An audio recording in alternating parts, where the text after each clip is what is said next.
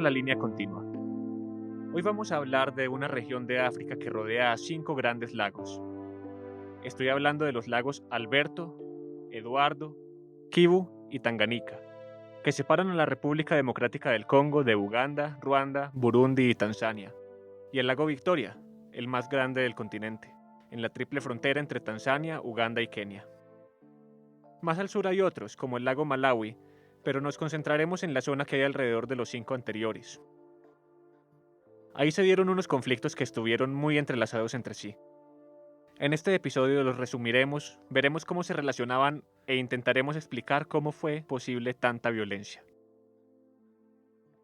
Este es un terreno montañoso, en el Gran Valle del Rift, donde la placa tectónica africana podría partirse en dos dentro de millones de años.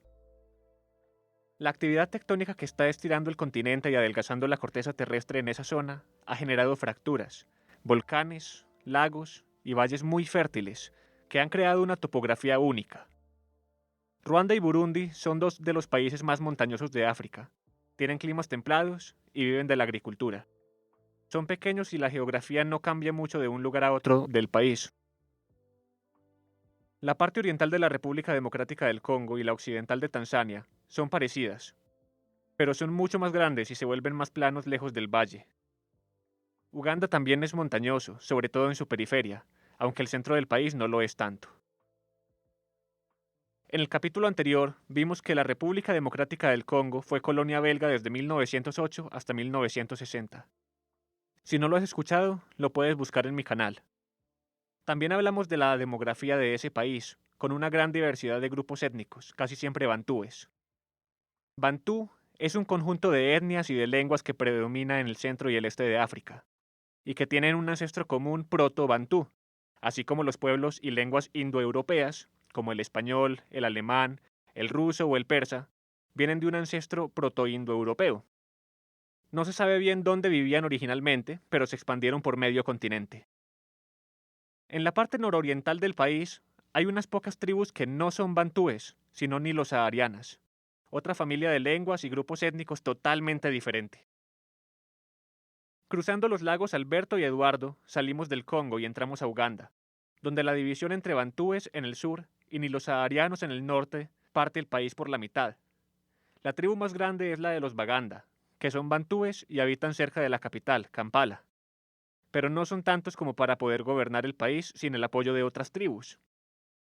Uganda fue colonia inglesa hasta 1962. Al sur está Ruanda, al oriente del lago Kivu, y Burundi, al nordeste del Tanganika. Son dos países muy parecidos tanto en geografía como en composición étnica. Fueron colonias alemanas hasta la Primera Guerra Mundial, igual que Tanganika, parte de la actual Tanzania. Pero tras la derrota de los alemanes, Tanganika pasó a ser parte del Imperio Británico y los otros dos se convirtieron en colonias belgas. Ruanda y Burundi ya eran estados antes de la colonización europea, a diferencia de su vecino oriental, aunque no se sabe qué tan centralizados eran. Los dos tenían monarquías y los gobernaron como una federación de dos reinos llamada Ruanda-Burundi. En ambos había dos grupos humanos mayoritarios. Digo grupos humanos porque no se sabe a ciencia cierta cuál era la diferencia entre los dos originalmente. Si era una división basada en castas, en clases sociales, o si de verdad eran dos etnias diferentes. Estoy hablando de los Hutus y los Tutsis. Cuando llegaron los europeos, los Tutsis eran la minoría, y hoy son entre el 10 y el 14% de la población, según los datos que usa el politólogo Peter Uven en un artículo que puedes encontrar en la descripción. A pesar de ser pocos, ellos gobernaban a la mayoría Hutu, que es entre el 85 y el 90% de la población. El 1% es Twa, pero no vamos a hablar mucho de ellos más adelante. Cuando los belgas llegaron a Ruanda-Burundi, les pareció que los Tutsis eran como más blanquitos. Tenían la nariz más delgada, los labios menos gruesos, rasgos más parecidos a los de los europeos. Los belgas interpretaron eso como una señal de que los Tutsis eran un pueblo nilo-sahariano que había llegado del norte y había dominado a los Hutus, más oscuros, y que sí eran bantúes. ¿Verdad? Mentira. Es posible que los Tutsis sí tuvieran un origen nilo-sahariano, pero los belgas se basaban más en los prejuicios raciales de la época que en la ciencia. También es posible que fuera una división de castas en la que los Tutsis tenían la labor de gobernar y eran dueños de la tierra, mientras que los Hutus la trabajaban y los Twa se dedicaban a la caza, como explica Ubin. En 1962, Bélgica les concedió la independencia a las dos colonias. Pero justo antes de que esto ocurriera, hubo una revolución en Ruanda que depuso a la monarquía Tutsi y llevó a la mayoría Hutu al poder. Miles de Tutsis emigraron huyendo de la revolución y se refugiaron en los países vecinos, especialmente en Uganda. El 1 de julio del mismo año, Ruanda y Burundi se convirtieron en naciones independientes y separadas, el primero con un presidente Hutu y el segundo con una monarquía Tutsi. En Uganda, mientras recibían a los refugiados Tutsis, también hacían preparativos para su independencia. El rey de la tribu Baganda conservaría su corona y además se convertiría en presidente. El país pasaría a ser parte de la Mancomunidad de Naciones, y Milton Obote, de una pequeña tribu norteña nilo-sahariana, sería el primer ministro, elegido por el Parlamento. Hacía parte del Congreso Nacional Ugandés, un partido nacionalista africano con tendencias de izquierda que tenía fuerza en el norte. Inicialmente gobernó en coalición con partidos monarquistas y conservadores del sur. Lo que los unía era su oposición al Partido Demócrata, al que apoyaban los católicos. El gobierno de Obote se volvió más dictatorial con el tiempo. Su alianza, que ya era frágil, estaba a punto de romperse. En 1966, el Parlamento inició una investigación contra él por corrupción y contrabando de oro. Antes de que pudieran avanzar, Obote disolvió el Parlamento, depuso al presidente y cambió la constitución ugandesa. Para evitar que los bagandas protestaran, envió a un coronel musulmán, Idi Amin Dada, a reprimir a la población. Y arrestó a sus opositores e incluso a algunos de sus propios ministros. Se comprometió a acabar con los remanentes del tribalismo, del feudalismo y del colonialismo en su país. Mientras más tiempo pasaba, más autoritario se volvía. Al mismo tiempo, la monarquía también cayó en Burundi. El ejército depuso al rey y nombró presidente a otro Tutsi, que se llamaba Michel Micombero. Establecieron una dictadura de partido único. El partido se llamaba UPRONA y era menos tolerante con los Hutus que la monarquía. En Uganda, Obote decía defender los intereses del pueblo, de los pobres y de la mayoría, y que sus enemigos defendían los de los ricos y poderosos. Su gobierno anunció un giro hacia la izquierda. Su objetivo, al usar ese discurso de lucha de clases, era unir al país contra un enemigo común, más que perseguir un verdadero sueño socialista. Unir al pueblo contra una élite de etnia bantú y de tribu baganda. En Ruanda, los mandatarios hutus también decían representar al pueblo, a la mayoría hutu. Unían a su país en contra de la minoría tutsi, que los había explotado de la mano de los colonos belgas. Señalaban a Burundi y decían que si dejaban vivir tranquilos a los tutsis, los oprimirían como allá, como siempre había pasado hasta la revolución. Y en Burundi, el gobierno tutsi señalaba a Ruanda y les decía a los otros tutsis de su país que si permitían que los hutus tomaran el poder, los perseguirían como allá. Llegó la década de los 70s, y con ella más golpes de Estado y masacres. Obote se dio cuenta de que ya no podía controlar el ejército. El coronel Amin hacía lo que se le daba la gana, sin importar la opinión del presidente. Por ejemplo, Amin brindaba apoyo a organizaciones rebeldes del sur de Sudán, sin su consentimiento. Cuando Obote quiso deshacerse de él, Amin lo depuso, aprovechando un viaje del presidente a Singapur. Al principio los partidarios de Obote acusaron a los británicos de estar detrás del golpe, pero todo indica que no fue así. Ellos estaban más interesados en los asuntos del sur de África, y les convenía que hubiera estabilidad en el resto del continente, para no tener que dirigir su atención a tantos lugares. La política económica de Uganda era irrelevante para ellos. El apoyo externo que recibió Amin no llegó de Europa, sino de Israel y de Kenia. De Israel, porque ellos también apoyaban a los rebeldes del sur de Sudán y querían tener un nuevo aliado en la región. De Kenia, porque su presidente, Jomo Kenyatta, papá del presidente actual, no quería seguir estando rodeado por dos socialistas africanos, Obote en Uganda y Julius Nyerere en Tanzania. Kenyatta también apoyaba a los rebeldes sudaneses, igual que Mobutu de Zaire y el emperador Haile Selassie de Etiopía. Aún así, parece que el apoyo externo no fue muy importante durante el golpe. A Israel le salió mal la jugada. En vez de conseguir un aliado, crearon un enemigo. Amin se alió con Gaddafi de Libia y se hizo un firme defensor de la causa palestina. En la descripción hay un artículo llamado Uganda, sur de Sudán y el golpe de estado de Idi Amin, en el que se explica la relación entre todos estos sectores. Al principio hubo esperanzas de que Amin gobernara mejor que su predecesor, pero no lo hizo. Prometió elecciones libres y se ganó la simpatía de los Baganda ofreciendo un funeral de estado al antiguo rey, pero la amabilidad le duró poco. Se nombró a sí mismo Su Excelencia, Presidente Vitalicio, Mariscal de Campo, Al-Haji, Dr. Idi Amin Dada, Señor de todas las bestias de la tierra y los peces del mar, y conquistador del Imperio Británico en África en general y Uganda en particular. Y por ahí derecho se proclamó rey de Escocia. Por eso hay una película acerca de su tiempo en el poder que se llama El último rey de Escocia. El médico que protagoniza la película es inventado, pero los acontecimientos que muestran en ella son reales. Creó una dictadura militar. Fue inclemente con la oposición y persiguió a las tribus del norte, donde Obote tenía apoyo, y a los católicos del Partido Demócrata. Así como Obote intentó unir a la nación contra un enemigo común. Esta vez se trataba de los asiáticos. En sus tiempos de colonia británica, Uganda recibió muchos inmigrantes del sur de Asia que habían logrado prosperar en los negocios. Amin los culpaba de la falta de oportunidades en el país y de robarle a los ugandeses.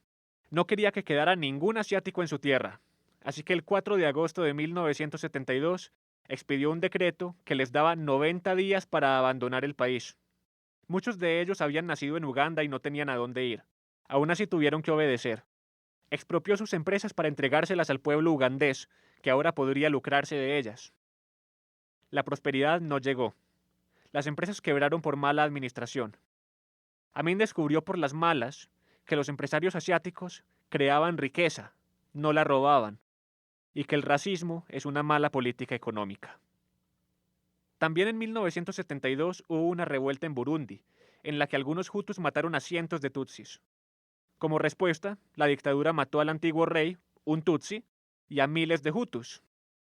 Los hutus rebeldes reaccionaron matando a decenas de miles de tutsis y el gobierno mató a otros cientos de miles de hutus. Al final la dictadura ganó, pero el recuerdo de la sangre que corrió ese año permaneció en la memoria de hutus y tutsis por igual. Lo que dio fin a la dictadura militar de Micombero, en 1976, fue el golpe de estado de otro militar tutsi. Lo único que cambió fue el nombre del dictador, que ahora era Jean-Baptiste Bagaza. Los dos habían nacido incluso en la misma aldea. Mientras tanto, la economía ugandesa estaba en ruinas. Idi Amin seguía gobernando. Había convertido a su país en un paria que solo podía contar con Gaddafi y los palestinos. Vivía con paranoia, pensando que Tanzania lo invadiría en cualquier momento. Sus relaciones con Nyerere eran malas y Obote se había refugiado ahí. En 1978 tomó la iniciativa e invadió Tanzania para anexar una franja de tierra entre el lago Victoria y Ruanda. Al principio tuvieron varias victorias, pero los tanzanos contraatacaron y en 1979 lograron sacar a las tropas ugandesas de su territorio. Pero Nyerere no estaba contento. Amin seguiría siendo un riesgo mientras estuviera en el poder, así que continuó avanzando a través de Uganda. Gaddafi envió armas y soldados libios a defender el régimen ugandés, pero no pudieron resistir el ejército tanzano, que llegó a Kampala, la capital del país, y depuso a Amin, que se refugió en Arabia Saudita, donde vivió hasta su muerte en 2003. Al caer la dictadura se realizaron elecciones. El resultado fue una victoria para Milton Obote, pero hubo acusaciones de fraude y estalló una guerra civil. Al principio de este episodio mencionamos que después de la revolución de Ruanda, hubo familias tutsis que se refugiaron en Uganda. Bueno, los niños que llegaron en esa época ahora tenían alrededor de 20 años. Muchos de ellos se unieron a las guerrillas que se opusieron al segundo gobierno de Obote. Entre ellos hay que destacar a Paul Kagame, el presidente actual de Ruanda. Los rebeldes ganaron en 1985. Derrocaron a Obote. La presidencia quedó en manos de Yoweri Museveni. Cuando llegó al poder hubo esperanzas de que por fin alguien establecería un sistema democrático en Uganda. Hoy en día sigue siendo presidente y acaba de ganar unas elecciones fraudulentas en las que persiguió a sus oponentes y arrestó más de una vez al principal candidato opositor. Kagame y los demás guerrilleros tutsis crearon el Frente Patriótico Ruandés, una nueva guerrilla con la que invadieron su país natal desde Uganda para derrocar al gobierno hutu. Algunos hutus reaccionaron formando grupos paramilitares, como la Interahamwe. Esto dio comienzo a la Guerra Civil de Ruanda. En Burundi, en cambio, parecía que podrían tener un futuro más pacífico. La dictadura de Bagaza había sido derrocada por otro golpe de estado militar en 1987. El nuevo presidente era Pierre Buyoya, otro tutsi del ejército que venía de la misma aldea que los otros dos presidentes. En Burundi, en cambio, parecía que podrían tener un futuro más pacífico. Pero esta vez sí hubo un cambio. Buyoya creó una comisión de reconciliación que redactó una nueva constitución. Su gobierno fue inclusivo y se celebraron elecciones realmente libres en 1993. El ganador fue un hutu de la oposición, y Buyoya se dio el poder de manera pacífica. Su nombre era Melchior Ndadaye. El problema fue que 103 días después de asumir la presidencia, lo mataron. En Burundi también estalló una guerra civil. En 1994, las Naciones Unidas hicieron de intermediarios en un proceso de paz en la guerra civil de Ruanda, entre el gobierno de Juvenal Habyarimana y el Frente Patriótico de Kagame. Parecía que el proceso iba por buen camino. Estaba casi terminado. Solo faltaban las firmas. El 6 de abril del 94, el presidente Habyarimana de Ruanda y el nuevo presidente de Burundi, Cyprien Ntaryamira, discutieron acerca de la paz de los dos países en Dar es Salaam, la capital de Tanzania. De ahí salieron a Kigali, la capital de Ruanda, en el mismo avión. En el camino los golpeó un misil. Los dos presidentes, así como el resto de las personas que iban a bordo, murieron. El atentado ha sido investigado por varios entes. Algunas investigaciones indican que los responsables fueron hutus radicales, quizás paramilitares, que se oponían al proceso de paz y mataron al presidente para impedir su firma. Aunque un juez francés acusó al mismísimo Paul Kagame. Habría que ver qué interés podía tener Kagame en matar al presidente si estaba a punto de firmar la paz. La mayoría de los investigadores están de acuerdo en que los que derribaron el avión fueron hutus y han acusado a los franceses de guiarse por motivos políticos. Lo que sí se sabe es el efecto que tuvo el atentado en Ruanda. Habyarimana fue reemplazado por Theodore Sindikubwabo, que desató una campaña de terror contra los tutsis que no tenía precedentes en el país. La radio fue usada para invitar a los hutus a matar a sus vecinos tutsis y a los hutus que los protegieran. En particular, había que matar a los niños para acabar con la siguiente generación. Eran una plaga que había que exterminar. Después de todo, los tutsis del Frente Patriótico también eran niños cuando huyeron a Uganda. Esta vez no pensaban dejar a nadie con vida. Lo que había en Ruanda ya no era una guerra civil, sino un genocidio. Más de 1.200 personas se salvaron tomando refugio en el hotel de Mille Collines, donde los protegió el gerente, que era hutu. Se llamaba Paul Rusesabagina. La película Hotel Ruanda narra lo que ocurrió ahí durante el genocidio. Las fuerzas de paz de la ONU, que ya estaban presentes en el país, no pudieron hacer prácticamente nada para ayudar. Tenían prohibido disparar. No tenían ningún poder. Las Naciones Unidas no querían que se repitiera lo que había sucedido en el Congo en 1960, que conté en el episodio anterior. Pero su nueva estrategia tampoco funcionó. El Frente Patriótico ruandés siguió avanzando y se tomó Kigali 99 días después del atentado del avión. El genocidio y la presidencia de Sindikubwabo solo duraron 99 días.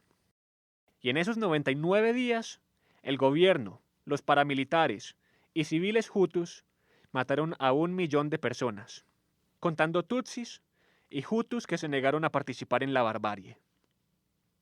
El Frente Patriótico formó un nuevo gobierno. El nuevo presidente se llamaba Pasteur Bizimungu. Paul Kagame fue nombrado vicepresidente y ministro de Defensa, pero él era el que movía los hilos del poder en Ruanda. Se convirtió en presidente en el año 2000, después de la renuncia de Bizimungu. Su misión fue reconstruir Ruanda y deshacer las enemistades entre hutus y tutsis.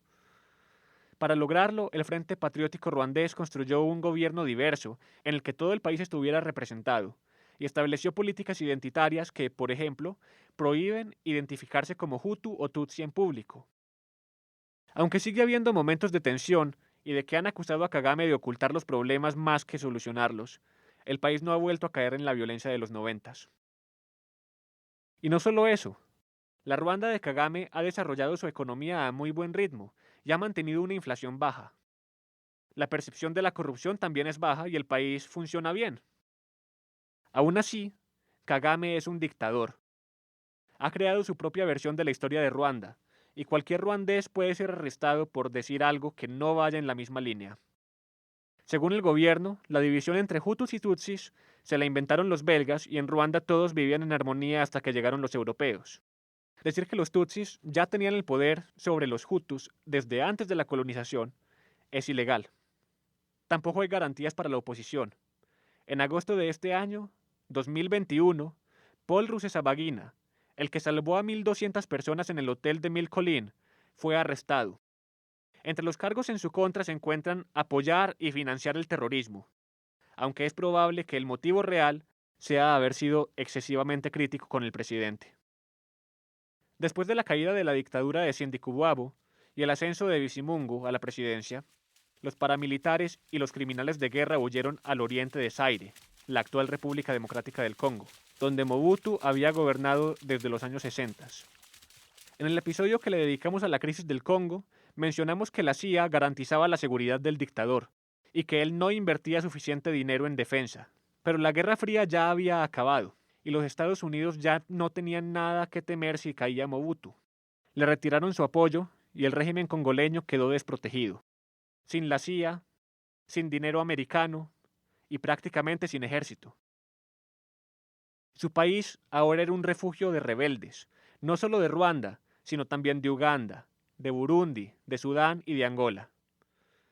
Kagame invadió Zaire en 1996 con la excusa de buscar criminales de guerra para capturarlos y de proteger a los tutsis congoleños que no tenían derecho a la ciudadanía ni a la propiedad de tierras y que habían sido víctimas de pogromos.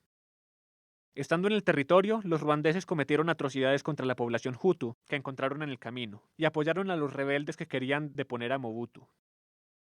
Uganda, Burundi y Angola se unieron a la guerra para instaurar un nuevo régimen que tuviera más fuerza y fuera capaz de mantener bajo control las zonas fronterizas. En 6 meses lo lograron. Mobutu huyó a Marruecos, donde murió en septiembre del 97 por cáncer de próstata. El nombre de Zaire volvió a ser República Democrática del Congo y su nuevo presidente se llamaba Laurent Kabila. Pero él tampoco fue capaz de solucionar el problema de los rebeldes extranjeros. En 1998, Ruanda, Uganda y Burundi volvieron a invadir el Congo para deponer a Kabila. En 2 días, 200 soldados ruandeses y ugandeses secuestraron un avión en Goma y aterrizaron en la base aérea de Kitona, al otro lado del país, entre la capital y el mar. Desde ahí se tomaron el puerto fluvial de Mitadi, que es el más importante del Congo, con lo que el comercio quedaba bloqueado. La guerra estaba casi ganada, pero Angola cambió de bando.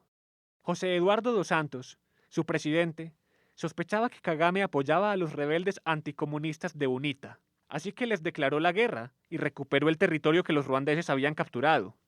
Los ejércitos invasores tuvieron que secuestrar otro avión y volver a su país de origen. La guerra se siguió expandiendo. Sudán entró a defender a Kabila, porque lo veía como un aliado contra sus propios grupos insurgentes, y contra el gobierno ugandés, del que seguía siendo enemigo. Zimbabue, bajo la presidencia de Robert Mugabe, también se unió a la guerra del lado de Kabila, para defender sus intereses económicos. Su gobierno le había prestado bastante dinero a Kabila y las empresas mineras de su país tenían contratos en el Congo que no podían echar a perder. Además, quería recuperar la influencia que había perdido frente a otros líderes africanos como Nelson Mandela o los mismos Kagame y Museveni. Namibia estaba aliado con Zimbabue y con Angola, y se enfrentaba a grupos separatistas que eran apoyados por el UNITA, así que también envió soldados a defender el régimen congoleño. Otros países africanos también se involucraron en el conflicto para defender a Kabila. Los intereses de todos estos actores están bien explicados en un trabajo de Christopher Williams, un investigador sudafricano, que puedes encontrar en la descripción. Los invasores siguieron resistiendo a pesar de que medio continente estaba en su contra. El conflicto se volvió más complejo con los años. Los ugandeses y los ruandeses empezaron a atacarse entre sí porque apoyaban a 2 grupos rebeldes distintos. La guerra terminó en 2003, cuando alguien mató a Kabila. Nunca se supo quién fue. Su sucesor fue su propio hijo, Joseph Kabila, que demostró ser un político más hábil. En 2019 hubo una transición pacífica del poder a un miembro de la oposición después de unas elecciones. Eso es una buena señal, aunque la democracia sigue siendo frágil y el este del país sigue siendo prácticamente una zona de guerra. Kabila se aferró al poder 2 años más de lo que la constitución le permitía. El presidente actual se llama Félix Tshisekedi. La Segunda Guerra del Congo ha sido el segundo conflicto más letal de la historia de la humanidad, después de la Segunda Guerra Mundial. A las muertes hay que sumar las violaciones, las torturas, los desplazamientos forzados y las mutilaciones. En Burundi la guerra civil terminó en 2005. Han tenido elecciones cada 5 años desde entonces, y sus gobiernos han representado tanto a Hutus como a Tutsis, desde incluso antes de que empezara la guerra, aunque todavía no ha habido ninguna elección desde 2005 en la que pierde el partido de gobierno. La democracia sigue siendo débil en la región, por no decir inexistente. Pero durante la última década o dos, todos estos países han venido recuperándose de la violencia. Algunos han tenido más éxito que otros. Los conflictos de los Grandes Lagos, que pasaban de un país a otro como si nada, nos muestran que algunas fronteras solo existen en los mapas. También son interesantes porque son enteramente africanos. Para bien o para mal, la mayor parte del tiempo no hubo intervención por parte de las potencias extranjeras, y cuando la hubo, tuvo poco impacto. Son casos completamente diferentes de lo que vimos cuando hablamos de la crisis del Congo. Pero hay una lección más importante que pienso que se puede extraer de esta historia. Uganda, Ruanda y Burundi eran países desunidos en el momento de su independencia. Lo que hicieron sus líderes fue intentar darle a la gente un sentimiento de unidad nacional para poder gobernar con legitimidad, pero lo hicieron por el camino fácil, crear un enemigo común. El enemigo podían ser los Hutus en Burundi, los Tutsis en Ruanda, los asiáticos durante el gobierno de Amin o las élites Baganda en el Río Bote. Todos justificaban el odio de una manera distinta. Algunos utilizaban el resentimiento y otros el miedo, pero el objetivo era siempre el mismo, y el resultado era la sangre derramada en masacres, golpes de Estado, guerras civiles y genocidios. Eso no es un fenómeno africano, sino humano. Ha ocurrido también en Europa y en Asia, y puede suceder en cualquier lugar del mundo. Ningún país está condenado a la violencia, pero nos tenemos que cuidar de ella. Si te interesa saber más acerca de temas como este, suscríbete y mira mis demás episodios. Planeo publicar algo nuevo cada 2 semanas. También puedes ayudarme dejándome una propina en Patreon. Todas las fuentes que usé para este trabajo están en la descripción. Mi nombre es Juan Daniel Arias Mejía. Hasta la próxima ocasión.